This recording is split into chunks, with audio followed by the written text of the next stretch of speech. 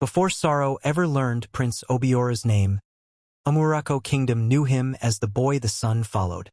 He was strong, tall, and full of laughter, the kind that echoed through palace courtyards and made even the guards forget their duties. Prince Obiora raced horses at dawn, wrestled warriors twice his size, and climbed trees not because he had to, but because the sky dared him to try. The people adored him. When he walked through the market, women blessed him, children chased him, and elders nodded with pride. "Eniti Ife ran," they said, "the one life loves." That year, the kingdom prepared for the festival of the sacred Irako, a celebration held once in 10 seasons. It was not just a festival, it was a competition. Strength, bravery, speed, and wit were tested before the eyes of gods and men. The final challenge was the most dangerous of all, the climb of the sacred Irako tree. No prince had climbed it in generations. Tradition warned against it, but tradition had never frightened Obiora. "Why fear a tree?" he laughed. "If the gods placed it here, they must want us to reach it." The crowd roared. Across the kingdom, in a dusty market square, another kind of magic unfolded. Her name was Adani. She had no palace, no parents, no roof that truly belonged to her. But when Adani danced, the world paused to watch. She danced in market squares where pepper sellers forgot to shout prices. She danced at naming ceremonies, at weddings, at harvest feasts. Her feet kissed the earth like drums spoke through them. Coins fell at her feet, not out of pity, but gratitude. "Dance again," the children cried, and Adani danced, smiling even when her stomach was empty, spinning even when night found her sleeping under open skies. She danced not for fame, but because dancing kept her alive.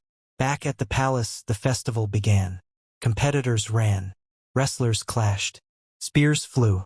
Obiora won every contest easily, his confidence rising with every cheer. The people chanted his name as if it were a prayer. "Obiora! Obiora!" Then came the final challenge. The sacred Irako stood tall and ancient, its roots like the hands of ancestors gripping the earth. Priests warned him. Elders begged him. "Enough," the king said gently. "You have proven yourself. But pride is a sweet drink." Obiora smiled, removed his royal cloak, and stepped forward. "For the glory of the kingdom," he said, and began to climb. The crowd held its breath. Higher and higher he went. The wind teased him. Leaves whispered secrets. Victory glittered just above him. Then, a branch cracked. A sound like thunder tore the sky. Prince Obiora fell. The cheers died in one terrible breath. Far away, in the market square, Adani's foot slipped mid-dance. Her heart raced, though she did not know why.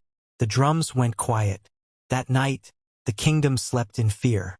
By morning, the prince who could run no longer felt his legs. And somewhere beneath the same sun, a dancing girl would soon cross paths with a broken crown. After the fall, the palace forgot how to breathe. The drums were covered. The racing field lay empty. Even the horses seemed to sense that joy had been banished. Prince Obiora, once the heartbeat of Umurako, now sat like a shadow of himself, carried from room to room, his eyes fixed on places his body could no longer reach. The healers came first. They pressed herbs into his mouth, rubbed oils into his legs, whispered prayers that floated away unanswered. When nothing changed, the priests followed. Sacrifices, chants, midnight rituals beneath the Irako tree that had betrayed him. Nothing worked. Obiora stopped asking. He stopped laughing. Sometimes he stared at his legs as if they belonged to another man. Sometimes he turned his face to the wall so no one would see the tears he no longer bothered to hide. Queen Mother's is hardened like stone. "No music," she ordered. "No laughter near my son." And so silence ruled the palace. Meanwhile, life continued outside the gates. In the market square, Adani danced. Not because she knew the prince had fallen, but because hunger still existed, and joy was still worth fighting for. She danced at festivals and funerals, at weddings and naming ceremonies. She danced when people were happy, and especially when they were not. But something had changed. The crowds grew thinner. Coins fell less often. The air felt heavy, as if the land itself was mourning. One afternoon, following the echo of a lonely drum, a dunny wandered farther than usual, toward the palace gates. She had never seen the palace so close. Its walls rose like a mountain. Fear pricked her skin.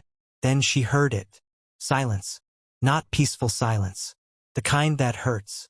Before she could stop herself, a dunny slipped past the distracted guards and into the great courtyard. There he was. Prince Obiora sat beneath a shade tree, his legs stretched before him, his shoulders slumped. He did not look like the warrior she had heard stories about.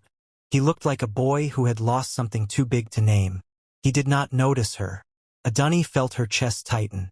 Slowly, carefully, she stepped forward. She did not greet him. She did not ask permission. She began to dance. Not the polished dance of festivals, but the raw dance of survival. Her feet struck the earth like a heartbeat returning. Her arms told stories of falling, of rising, of refusing to stay broken. A guard gasped. A servant froze. Prince Obiora lifted his head. "Stop," he said hoarsely. A dunny's heart leapt into her throat. Then he added, quietly, "Dance again." She did. For the first time since the fall, something stirred inside him. His lips twitched. His shoulders relaxed. When she finished, he realized, too late, that he was smiling. "Who are you?" he asked. "A dunny," she replied. "I dance because it keeps me alive." From that day she returned. She danced when the pain was sharpest. She danced when silence threatened to swallow him whole. She spoke little, but her movements said everything words could not. The palace noticed. Prince Obiora began to eat again. He laughed. He waited. The king watched in wonder. But Queen Mother Sis watched with anger. "A homeless dancer?" she hissed. "She does not belong here." And so, one evening, the guards were ordered. A dunny was sent away. The next morning, Prince Obiora's seat in the courtyard was empty. And the kingdom learned that when you chase away a man's joy, he will crawl through dust to find it again. When the palace awoke that morning, fear walked openly through its halls. Prince Obiora was gone. His empty chair sat beneath the shade tree like an accusation. Servants whispered. Guards ran. The king stood silent, his heart pounding louder than the talking drums ever had. Queen Mother Sis refused to panic. "He cannot go far," she said sharply. "Where would a cripple go?" But the earth had already heard the prince's decision.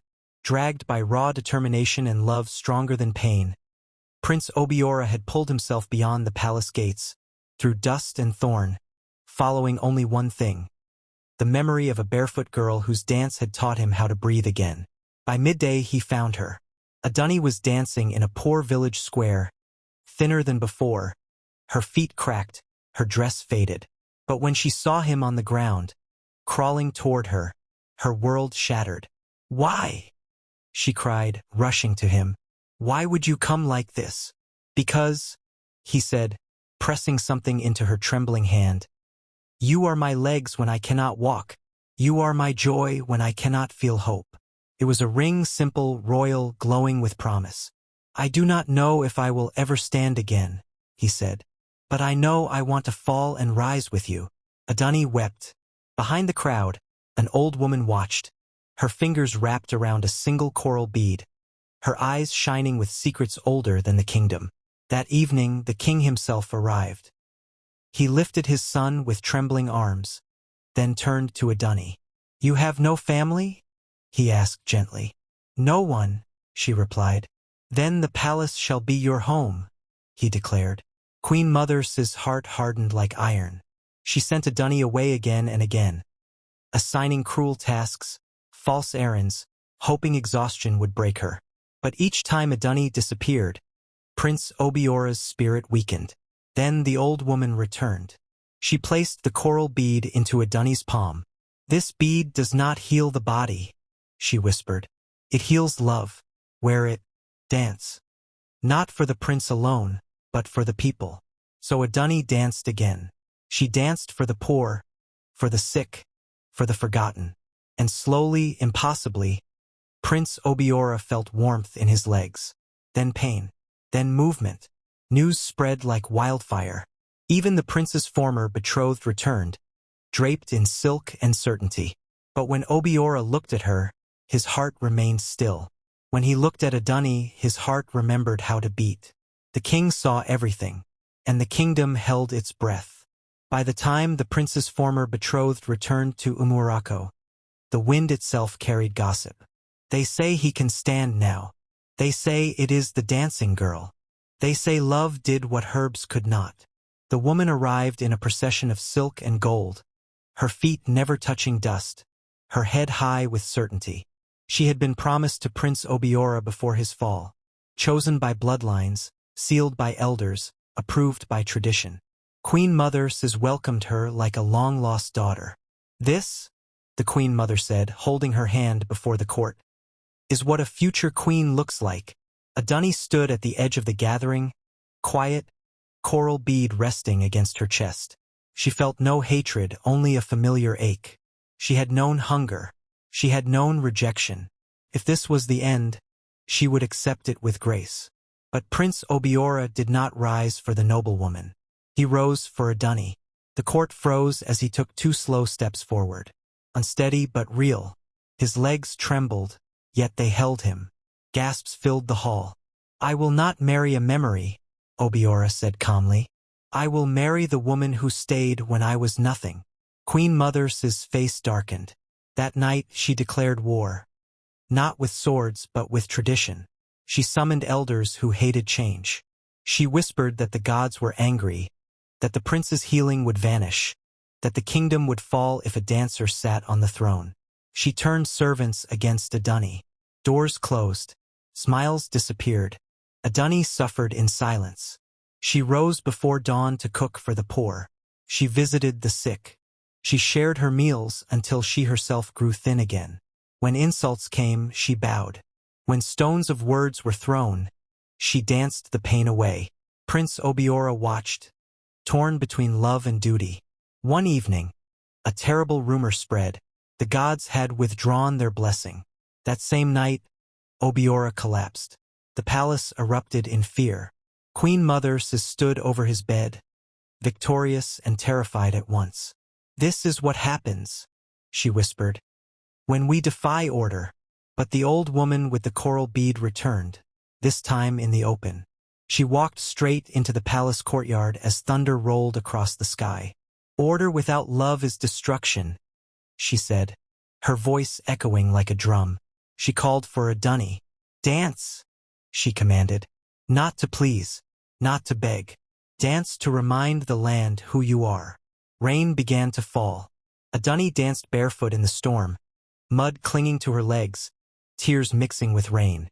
She danced for the prince, for the people, for the queen who could not yet love her. And something broke. Prince Obiora woke. Strength surged through his body like fire. He stood, fully, strongly, and walked into the rain. The crowd fell to their knees. Queen Mother collapsed. For the first time, she saw the truth. This girl was not a curse. She was a blessing the gods sent wrapped in dust. At dawn, Queen Mother called the kingdom together. With shaking hands, she removed her coral crown and placed it at Adunni's feet. "I fought love," she said, voice breaking, "and love defeated me." She turned to the people. "Let it be known, Adunni is not beneath us. She is above us." The noblewoman left before sunset, her gold suddenly heavy. The elders bowed. The people sang. And as the sun rose higher, the old woman disappeared, her coral bead now warm against Adunni's heart. But the story was not finished, because love had won the throne. But the kingdom was about to learn what kind of queen love makes. The day Adunni was crowned did not look like any coronation Umurako had ever seen. There were no towering wigs of pride, no heavy robes sewn only for display. Instead, the new queen walked barefoot across the palace courtyard, her feet touching the same earth she once danced upon as a homeless girl. The coral bead rested at her neck, glowing softly beneath the morning sun. The people wept openly, because this was not a queen imposed by blood or fear. This was a queen they had watched grow.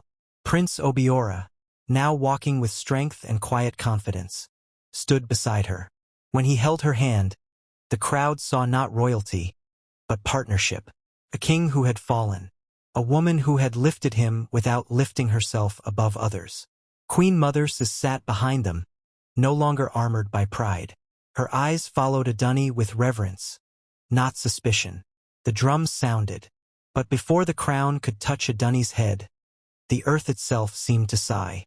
A messenger ran into the square, breathless and pale. "My king," he cried. "The northern villages are in revolt.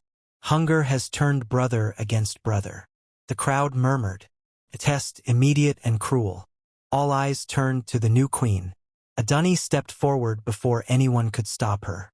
"Do not sharpen swords," she said calmly. "Sharpen hearts." She asked for no guards, no warriors, only food, water, and the old drums she once danced to in market squares. That same evening, she walked into the northern villages, not as queen but as Adunni. She danced. She danced in dust and hunger, in anger and grief. She listened to widows. She fed children first. She slept on bare floors. She shared stories, laughter, and tears. By morning, men who planned to fight were pounding yam together. The revolt ended without blood. Word spread faster than any royal decree. She rules with her feet on the ground. She listens. She remembers us. But the final test came quietly. One night, Queen Mother fell ill, grave and sudden. As fear rippled through the palace, Adunni sat by her bed, cooling her forehead, feeding her soup with her own hands. "Why?" the Queen Mother whispered weakly. "After all I did to you." Adunni smiled softly. "Because love does not keep records," she replied. Tears fell from the old queen's eyes. When dawn came, Queen Mother lived. And something else died, her last regret. Years later, elders would say the sacred Irako no longer punished pride. It bowed to humility. They would say that the coral bead was never magic at all, but a reminder. A kingdom stands strongest when its queen remembers the dust she came from. And so Adunni ruled, not from a throne alone, but from the hearts of her people. A dancing girl became a legend, not because she married a prince, but because she taught a kingdom how to love. True worth isn't your background. It's your character. Pride causes falls. Humility brings healing. A love heals deeper than power, titles, or tradition. Kindness builds legacies that time can't erase. And never judge beginnings. Some people become the standard. Pain can give birth to purpose. Real leadership is service, not dominance. Those who stay in your lowest moments deserve your highest honor.